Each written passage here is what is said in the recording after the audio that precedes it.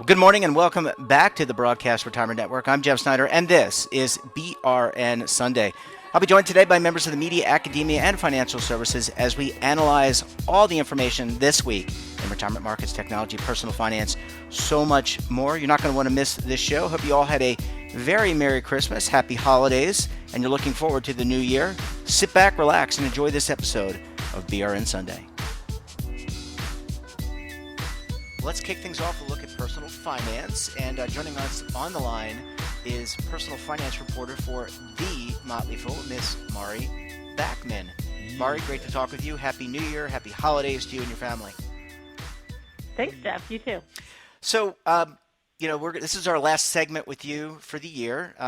We've got one more show, but I know you want to talk about New Year's resolutions because we're all making them. It's a new year, hopefully a fresh start for so many Americans with regard to the pandemic and maybe also finances. So what can you tell us? What are your thoughts about those very important resolutions?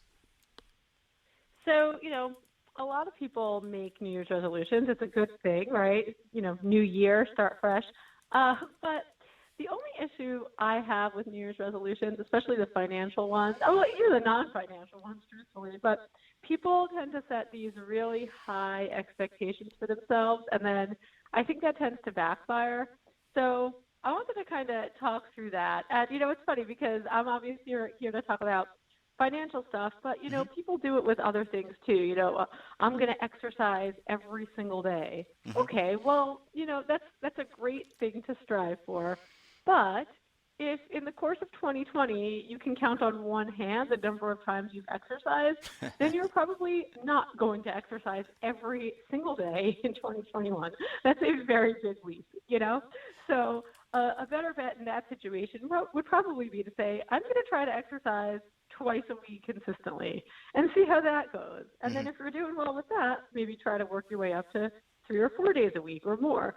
And I like to tell people to do the same thing when it comes to matters of finance, right? If you're currently saving, I don't know, not a lot of money, let's call it $100 a month based on your budget, based on what your bills look like, and you say to yourself, okay, forget this. I'm going to cut out every single expense. I'm going to really live frugally. I want to make it $600 a month. Well, 100 to 600 is a pretty big leap. And what tends to happen to people, and again, this happens to people who try to cut back on spending. It happens to people who try to cut back on sugar. We go to these extremes, and we either give up very quickly because we realize it's just not so doable, or we don't give up quickly. We start really, really strong. We have a few solid weeks or a few solid months even where we're dieting, we're exercising, we're saving, we're doing all these great things. And then all of a sudden you reach the point, Jeff, where it's like, oh my goodness, I can't take this anymore. I need to have that donut. I don't want to exercise today.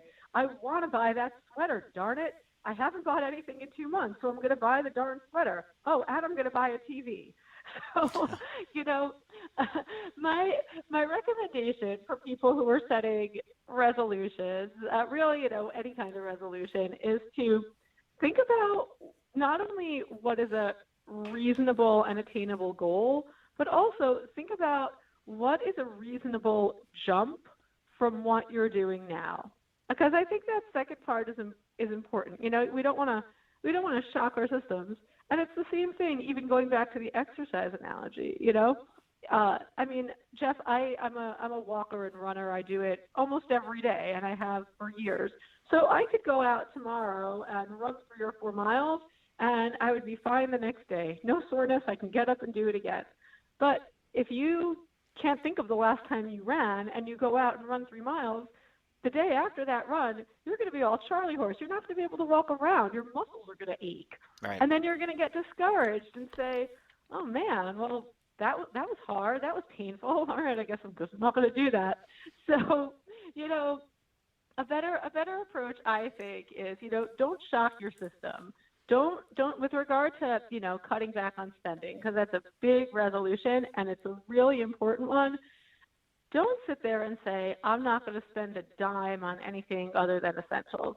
I mean, if you're able to pull that off, great, but most of us are not able to pull it off. I know I'm not. I couldn't not buy anything superfluous, whether it's takeout food or, a book or something.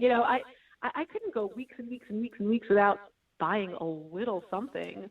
So I think, people should really just try to, kind of moderate, take it slow. Well, I think what I hear you saying, whether it's exercise or finances, I think you have to be committed, Maury, right? And I think it's not like when you do a diet, you're anticipating that the diet might end. And when you're committing to change, whether it's the diet or the finances, it's about committing to that and saying, look, I really want to make changes here, and I can't afford to save $600 a month, but I can, and I'm already currently saving $100 a month. Maybe I can up it to $150 for this month, see where things go, or $200. And so when you make that commitment, then you're really make the commitment. I think we have to find that within ourselves. When you really make that commitment, then you can do that. You can really kind of reset your expectations and do like a stepped approach when you're doing this in moderation, and it doesn't become the extreme, because the last thing you want to do is burn yourself out. And if you don't have the right mindset, you will never be successful. You'll be in the same boat that so many people are in, where you are not saving or you are not exercising. You just put it down. You buy the exercise equipment or the gym equipment, and you use it for a month, like you said, and you don't do it. So I think that commitment, you have to have the resolve inside and really want to force that change. Yeah, I definitely agree. But I also think that, again, a big part of being, you can be as committed as you want to be. But I think if you set yourself up for an unreasonable expectation, Yep. You might be committed to it, but eventually something is going to give. Like in the case of running, right? Your muscles are going to give out. That's what's going to give. So maybe you were committed to getting out there and all of a sudden becoming a runner and doing that, every single day. But by day 2 or 3, you're not going to be able to walk if your body's not trained for it. So you're definitely right. I think it's sort of like a dual approach. Be committed, but also, be reasonable. And the same thing I hear, a lot of people say around the new year, oh, I want to get out of debt. I want to pay off debt. And especially coming off of the holidays, a lot of people unfortunately have debt. So that's obviously a really good goal. You want to get rid of that debt quickly. Yeah. But, for people to say, all right, well, I've got a $1,000 credit card bill and I want to pay it off in a month. Well, probably not, because the reason you have the credit card balance is because you obviously just a month ago or so didn't have the $1,000. So why do you all of a sudden think now you're going to get it really quickly? You're probably not, and that's okay. So instead, let's sit down, let's take a look at our budget, and and that's another thing. A lot of people who say, I'm going to save, I'm going to pay off debt, this, that. They just sort of go at it a little haphazardly. A really good bet is to sit down and actually put down, your expenses in writing. Put together a budget, go through your bank account statements and credit card statements from the last year, see what your various bills look like, see what you've spent on them, put it on a spreadsheet, or there's budgeting apps that you can use. You can download some onto your phone, and then, compare what your really essential expenses look like to what your paycheck looks like. And then also take a look at those non-essential expenses, the things like, your morning coffee that you get from the coffee shop, or, you spend this much on entertainment. And, I'm never going to tell people don't spend a dime on leisure or pleasure, if you will, because no one can live like that, Yeah.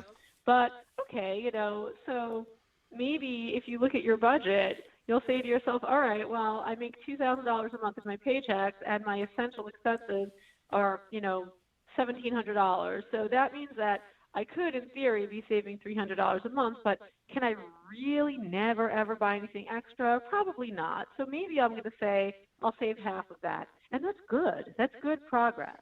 Yeah. Incremental moderation is the key. Anything too extremes can be very difficult to manage. Well, Maury, I want to wish you a very happy new year. I'm looking forward to chatting with you again in a much better 2021. So happy New Year's to you and your family. Take care. Enjoy the time with them, and we'll talk to you again in 2021. That sounds awesome. Thanks, Jeff. Happy New Year, everyone. Thank you.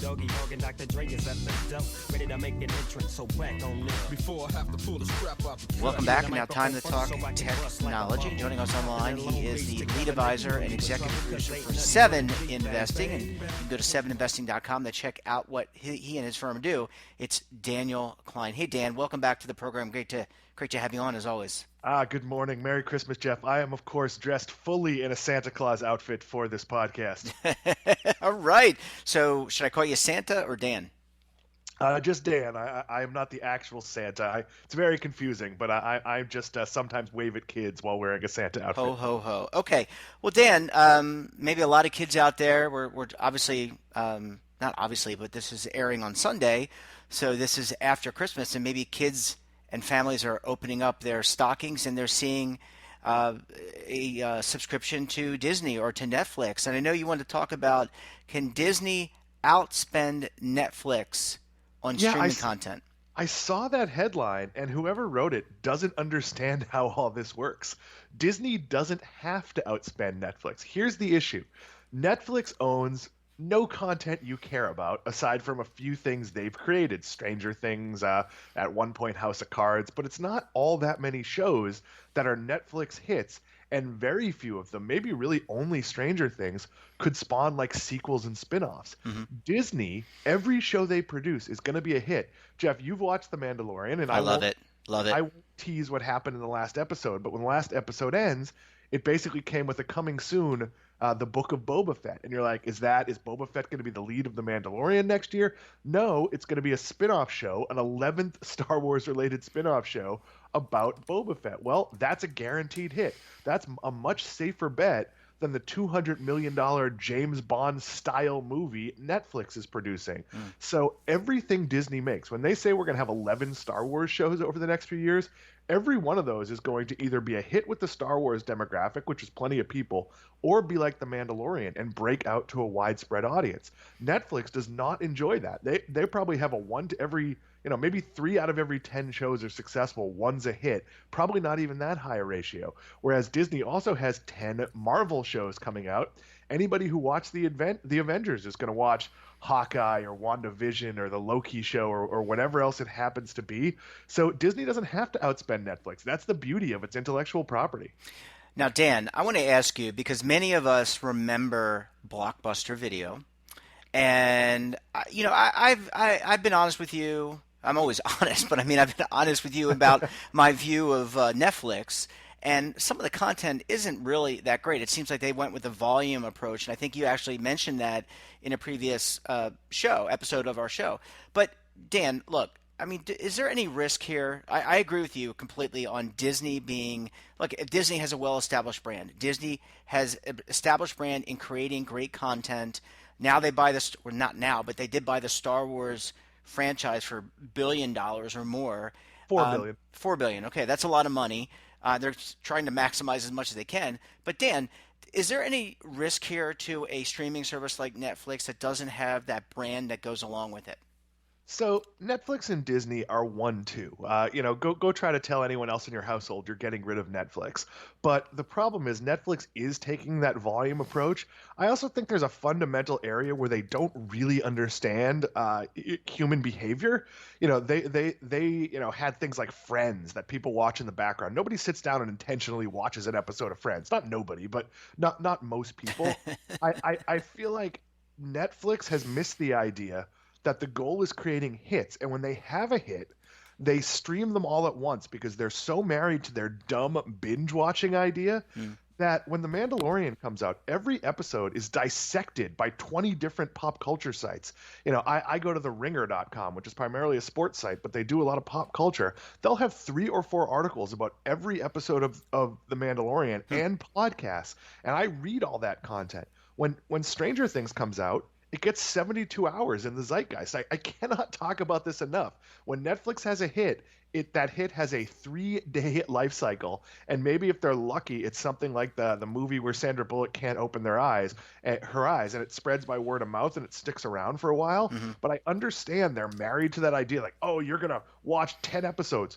Who does that? That's a tiny percentage of people. Put out one episode a week, and then everybody talks about it at the water cooler. I know at my former office at the Motley Fool, we had specific rules about when we could talk about The Mandalorian. If you didn't watch it by Monday, you were out of luck. People were allowed to have spoiler conversations in the Slack channel. At 7 Investing, there's only 7 of us, so it's a little easier. I mean, there's 10 or 11 of us when you look at the non-advisors, but it's a little easier for us to manage it. there's none of that. Like, you never know with a Netflix show. Like, did my friend watch this? Can I talk about it? Is it safe? Is it a spoiler? Like, did they see season 2 of Glow from 3 years ago? Like, I don't know. It's a dumb strategy, and their attitude is like, well, people will be mad. Let people will be mad. Nobody's gonna cancel if they like your service because you change from putting them out all at once. Part of the excitement is waiting for the next episode of Mandalorian. Jeff, I know it kills me to know that, when the next episode is? Christmas next year. Yeah. That's the next episode we're going to get. The only good news is we're going to get 10 other Star Wars series before that.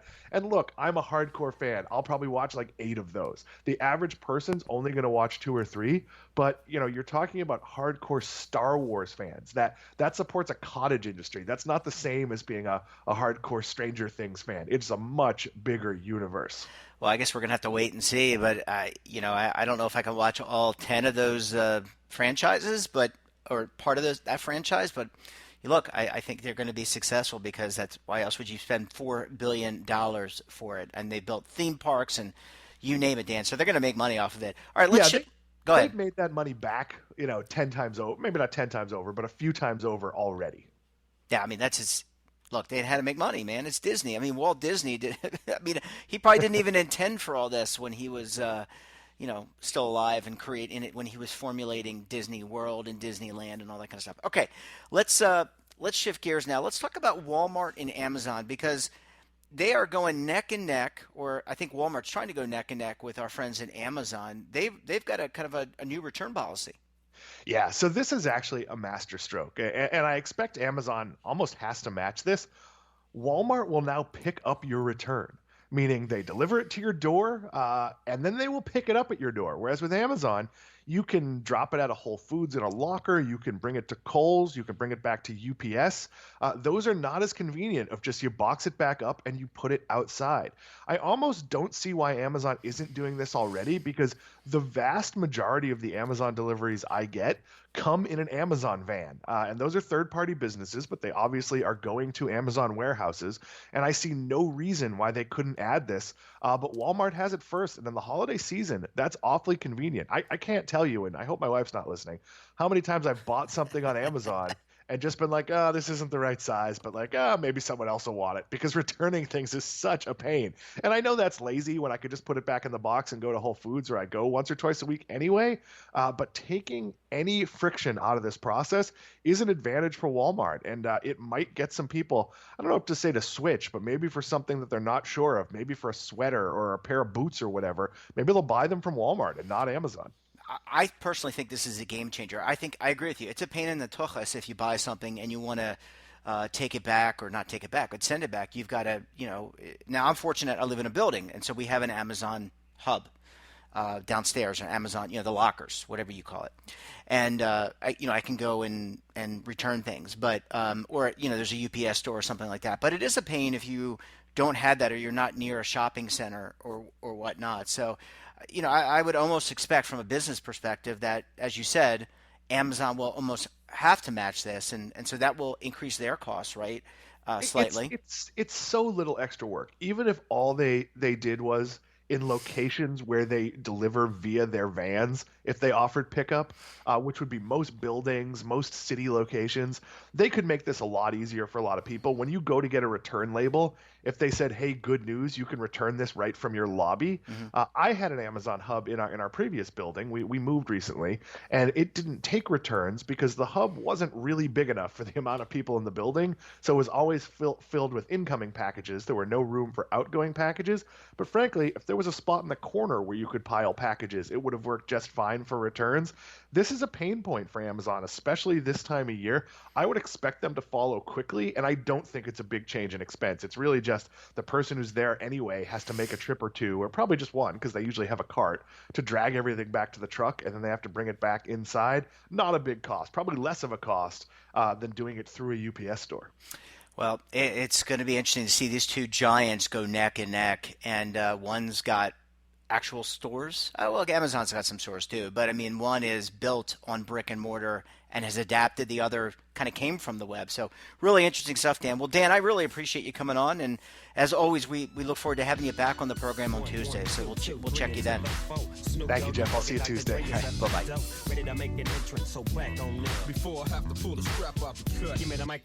Welcome back, and now we're going to check in on real estate. And joining us on the line, she is the editor of MillionAcres.com. That is a motley fool website. Let's welcome to the program editor, Deidra Willard. Deidra, great to talk with you as always. Thanks so much for joining us on the program, and Merry Christmas, Happy New Year to you. Happy New Year. Thank you so much. So many folks may not be. I think a lot of folks are familiar with Million Acres, but why don't you just give us the 30-second on who Million Acres is, kind of introduce yourself and what you all do every day at MillionAcres.com. Well, we are, as you mentioned, a sister company of The Motley Fool, and our focus is real estate investing and all of the aspects that takes, from real estate investment trust and stocks to rental properties to commercial properties, basically everything that real estate touches. So it's really sort of designed to help everyone learn more about real estate and how to build wealth through real estate. Yeah, I find you have great writers, great contributors, and people should know, if you don't check out our television show, Deidra is a regular contributor at least once a month. She comes on and talks about commercial real estate and residential real estate, all things in between. She's absolutely brilliant. So Deidra, what's top of mind this week? I know it's a shorter week because of the Christmas holiday, but what's top of mind for you and the team at MillionAcres.com this week when it comes to just real estate?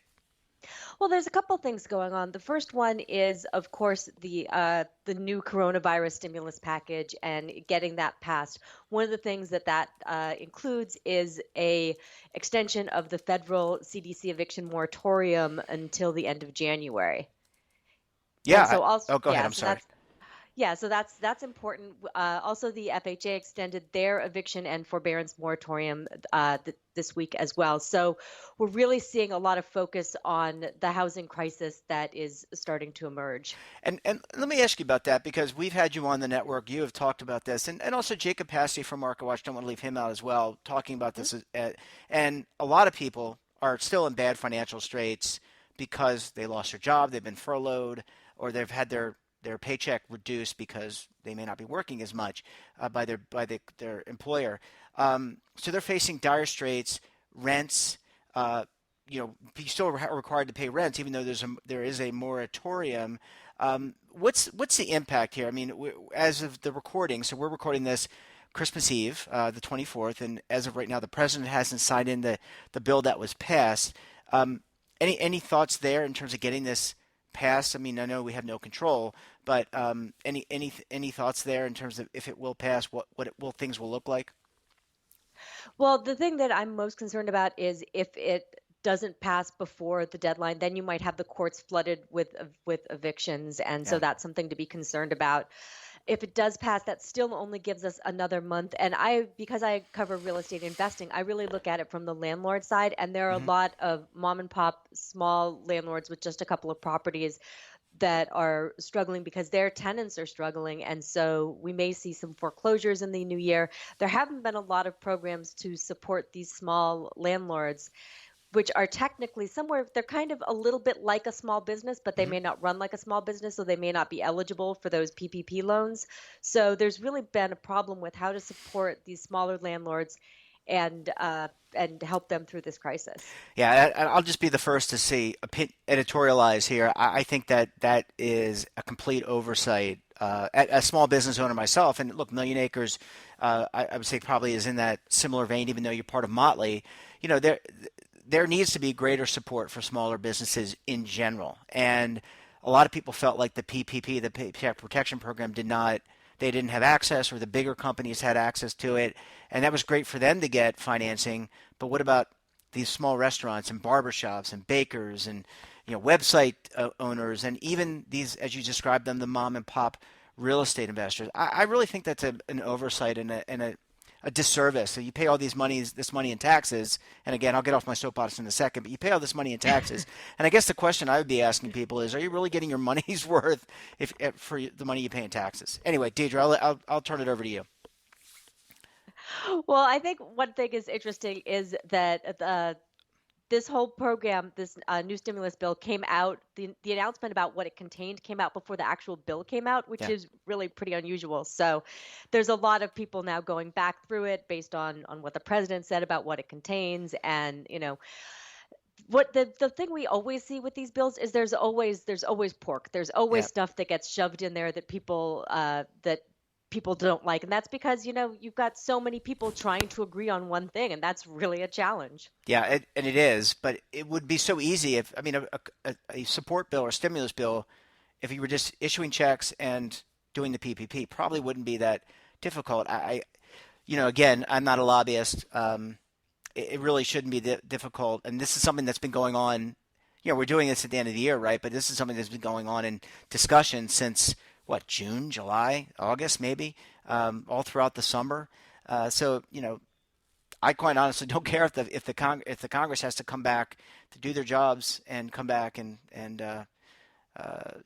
try to pass a bill, but that's on me. I'm not saying that's your opinion at all. Let's talk about the market in general when it comes to real estate. We have had you on talking about commercial real estate.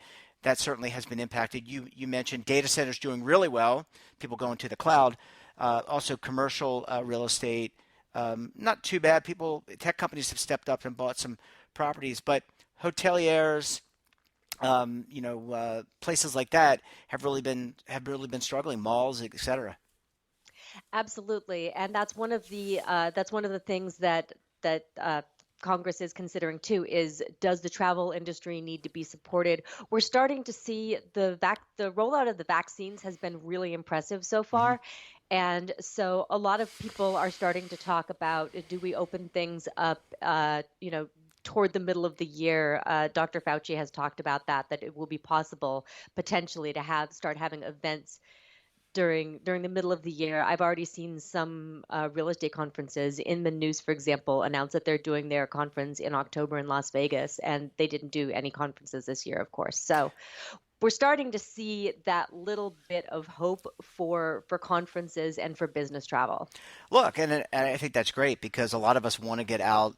Most of us are probably spending Christmas with our immediate family, I would Hmm. think. Although according to AAA, we had AAA earlier on this week on the television network, and they mentioned that I think 34 million less Americans are traveling this holiday season, but some will travel. But it would be good, I think, just in general, economically, for people to, and emotionally and mentally, to get out and see their families and friends and do things. And I think a lot of us are waiting with anticipation on the success of the virus, although we have heard, I guess it's been mutated in the UK. So maybe this virus, like the flu virus, won't be taken. That particular strain won't be handled by the vaccine. I don't know. I have to ask one of our health contributors about that. But it would be good in general, to make sure that we can get out and go to hotels, etc. Yeah, I feel like this vaccine, there is a mutation, but the vaccines, the mRNA vaccines do target the spike protein, which I think is remaining the same. Either way, I think we are going to see some changes in terms of travel. Certainly, when we're looking at the hotel industry, the impact has been devastating, and a lot of their loans are coming due in 2021. So we're going to see some foreclosures. We're going to see some sales of distressed assets. We're also going to see potentially some conversions of hotels into other properties. Talking about an affordable housing crisis, will some of those properties become affordable housing? Will they become senior housing? We've talked about that before. Will they be converted into office? There's all sorts of ways that real estate can be used. And that's one of the things that I find particularly fascinating about real estate. The land doesn't change, but the uses change. Well, you mentioned distressed assets, and so would this be an opportunity if you have cash, if you're fortunate enough to have cash as an investor, maybe one of those mom and pop investors you described earlier on? Is this a time that you can go out and find things on the foreclosure market, or banks are looking to offload because the prior payee couldn't pay? Is this an opportunity to take advantage of if you're an investor? It depends. Not so much on the residential side, simply because existing home sale prices are still still going up. They've gone up for 105 months in a row. And so residential side is still so strong. The numbers were a little less exuberant this month, but still really, really strong. On the commercial side, absolutely. And we are seeing some of the larger funds put together these distressed asset pools of capital because they're getting ready. Prices haven't dropped a lot on the commercial side, but that is probably where you're going to see more of the weakness in 2021. And last question, mortgage rates. One of the things that Jacob Passy from MarketWatch has been talking about is they were at historic lows, but every week it's like they're at historic lows. When you look out and you're talking with experts, your great contributors who contribute to millionacres.com, what are they saying about interest rates in 2021? Are we going to continue to see this historic low? Every week's going to be a new low, or are we going to see things kind of trend back up once people get back out there and can travel and do all sorts of things? Well, we've had, I believe we had 15 record lows in 2020, which is just incredible. That's got to be a record. That's got to be a record. Indeed. And I have heard anecdotally some people that I know that are real estate agents have heard mortgage rates that start with a 1 versus a 2, which would just be crazy. Is it going to get lower? I believe it absolutely will. In terms of the new administration, you've got Janet Yellen. She's very devoted to protecting. She likes to keep rates low and raise them only incrementally. She'll be working with Powell, of course. I wouldn't see anything dramatic happening. This is still an economy that is it's fragile, and nobody wants to do anything that's going to upset the economy. We want to build that steady, strong recovery, and that's going to take some time, and keeping rates low helps do that. Yeah. Well, Deidra, it's always a pleasure chatting with you. Really, thank you for coming on the podcast today, and also for all your contributions on the network this year. I want to wish you and your family, again, a very happy new year, and we'll look forward to having you back on in 2021. Thank you so much. Right. Thanks, Deidra. Take care. Bye-bye. Welcome back. Now we're going to take a look at what's happening on Capitol Hill, or in some cases not happening. And joining us on the line, they're both known as the Legal Eagles, David Levine, Kevin Walsh. Both are principals with Groom Law Group, an employee benefits law firm based in Washington, D.C. Gentlemen, Merry Christmas, Happy Holidays, Happy New Year to both of you. Happy New Year, Jeff. It's week 3 of my prognostication watch where I said we'd hopefully have a package, but I said I was negative on it. Little did I imagine we'd wind up where we are this week. Kevin, where are we as of right now? And of course, by the time this broadcasts, we have to caveat. Current events are not a guarantee of a future outcome. Right. And before Kevin jumps in, let me just say that we are recording this right on Christmas Eve, Thursday the 24th. So things could change, but as of right now, I think it'll still be interesting to hear the tidbits, Kevin. Well, everybody, Merry Christmas, Happy Holidays. I think we were all hoping that by, December 24th, instead of prognosticating, we'd be past nosticating on the Omnibus Appropriations Act, which was a 5,593 page bill that included, $1.4 trillion in appropriations and $900 billion for COVID relief and stimulus. It looked like it had all come together, tied up in a bow, perhaps even wrapped. But, unfortunately, at the moment there are, mixed signals coming out of the White House about whether the president will sign off on the bill, or, if he'll require members of Congress, to, leave their families during the holidays, return to D.C. and try to craft a new deal before Tuesday when, if this thing doesn't get signed, instead of having, a kind of a $2.3 trillion spending spree gift, we'd have a shutdown for the holidays.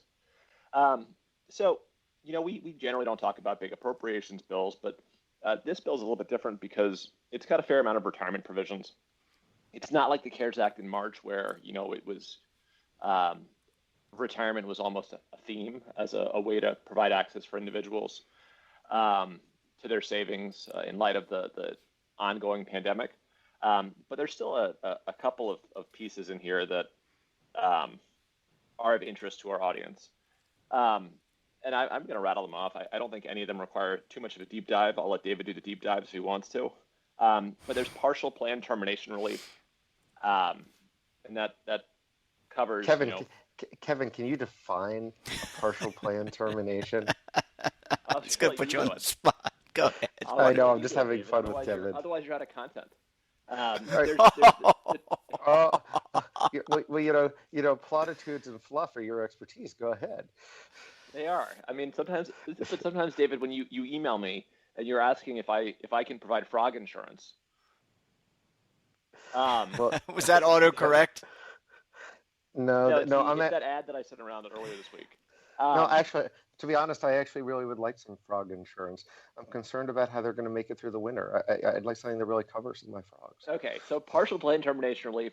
There's some traditional disaster relief related to non-COVID disasters that FEMA may declare from January 1, 2020 through 60 days after enactment, assuming it gets enacted.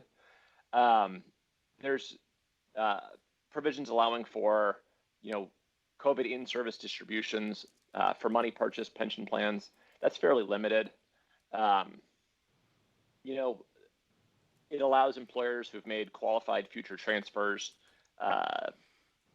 from a DB plan to cover future retiree health, life insurance costs, to make certain elections. And then in limited circumstances, it allows the participants in plans to receive in-service distributions beginning at age 55 instead of 59 and a half. So, I mean, they're all kind of narrow provisions, and I don't think any of them merit all that much discussion. I'm going to trust my colleague to discuss. So Kevin has now told me what I'm going to discuss is irrelevant, but let me try to make it a little more relevant. I think the biggest one here, but there's a lot of questions because I already started fielding questions on it, is the partial plan termination. Okay, what is this? There is something that is forgotten by most until A, either it's a fait accompli, or B, it's just forgotten, is that if you reduce your head count by a certain percentage for who's covered, eligible for your plan, participating in your plan, there's lots of different nuances on that, so I'm saying it lots of different ways. But if you decrease your participants in your plan significantly, you can have what's called a partial plan termination. What does that mean? Is if you fire 50% of your workforce, that could mean that everybody who is an affected participant in English, someone who is fired or just quits, the burden is on you, the plan, and the employer here to prove that people left sort of voluntarily on their own and it wasn't a quit or they were pushed out or encouraged to leave. It's a very hard standard to meet. So what most people do is if they say, oh, we have a partial plan termination from January to June, they vest everybody in their 401k plan, which means if you have forfeitures you gave up that you use to pay for other costs, an employer can have a big financial exposure. What the bill would do, pending some deal being worked out here, is or just a signature. That too, but who knows at this point? Is I think the date is March 12th or 13th of this year and March 31st of next year. Basically, if you have 80% of your workforce that you had on that March of 2020 date, if you have a head count equal to that, effectively on March 31 of next year, and I'm keeping it simple, you don't have a partial plan termination. It's designed for you laid off a bunch of people and then rehired them. The problem is if you don't meet that, then you had a partial plan termination, you need to vest people, you may have to recreate accounts, you may have to put money in the plan. So it's a nice idea, and I think it will help some, but it's also challenging because basically, what are you going to do? Sprint to get to 80% by March 31st? Also, we'll have to give me one sec, Kevin. You went on. I got questions for you. I got follow-up questions here. I've got hard-hitting questions that I'm going to want answers to. Well, put you on the spot. We'll get to the hard news in a moment. The key thing is though that it's going to be a challenge, especially if we're still in lockdowns like we're seeing now. Depending where we are, I'm not sure how many employers are going to be back at 80% by March 31st. Some will benefit, some won't. But it could be a challenging time. Kevin, you had a detailed investigative reporter question. I had a hard-hitting question for you, David, which is the disaster relief does that mean that Congress is anticipating a disaster occurring in the next 60 days, or what exactly is it doing? Well, aside from the disaster that is this podcast, just this segment, Jeff, not the rest of it. I understand. Funny. Uh, what it is, coronavirus relief. It's a great question, actually. Like, my take on it is, with all the coronavirus relief, there's a pretty broad definition of what was a coronavirus-related distribution and who was affected. This is a national emergency. But there are some people who haven't been affected, and that's great news. But even if they have something affected them, there have been lots of other disaster declarations this year, whether it's things such as flooding or some other type of natural disaster that have been declared disasters on their own. This language sort of is your standard disaster relief language. It basically covers other disaster declarations during the year. Very candidly, I'm not sure how much it adds, because it's being added at the pace we're going. It'll probably be signed right as it expires. So you would have needed someone to assume that we're going to have it, that my disaster's covered, they're going to give me relief, do this, and then we actually get the legislation enacted. So we'll see if go ahead, This Kevin. isn't Congress signaling to us that they think 2021 is going to be a lot like 2020 with new disasters in the next 60 days. Oh, gosh, God forbid. Well, you never know, but I think it's mainly sort of covering for the past year is the short answer. Yeah, well, And ahead, with Dave. that, I'll leave a lump of coal under everybody's tree, clearly with the description I'm giving. Well, we should probably say happy holidays, and let people go back to enjoying some time with their family and loved ones, and, seeing them very close together over Zoom. Merry Christmas, Kwanzaa, Diwali, Eid to all. Wow. Well, gentlemen, I want to thank you so much. I want to wish you happy holidays and look forward to checking up with you again next week. And I guess we'll be looking maybe back for 2020 if we even want to, but maybe doing a retrospective. Is that what the plan is? Yeah, I think that is. Guy back at the glorious days of January, February, and that first wonderful week of March. I do have to close out. I actually walked into an airport yesterday for the first time in 10 months. And did you fly somewhere? Oh no, long story, but it's almost like a joke. A man walks into an airport. It was a strange feeling to walk into an airport after this long. Yeah, I would imagine. I mean, I don't even remember how to go through security. I had it all down when the shoes come off. If you don't have TSA parade. Well, gentlemen, we're going to leave it there. Enjoy time with your family. Thanks for making time for us, and we'll talk to you again next week.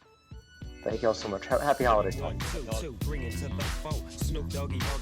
That wraps up this episode of BRN Sunday. I want to thank all of our great contributors for making time out of their day. Don't forget, we're back again tomorrow, BRN AM. I'll be joined by Randy Plavika of Fund Intelligence. We'll be talking about new year and new retirement priorities and opportunities. So until then, I'm Jeff Snyder. Stay safe, keep on saving, and don't forget, roll with the changes.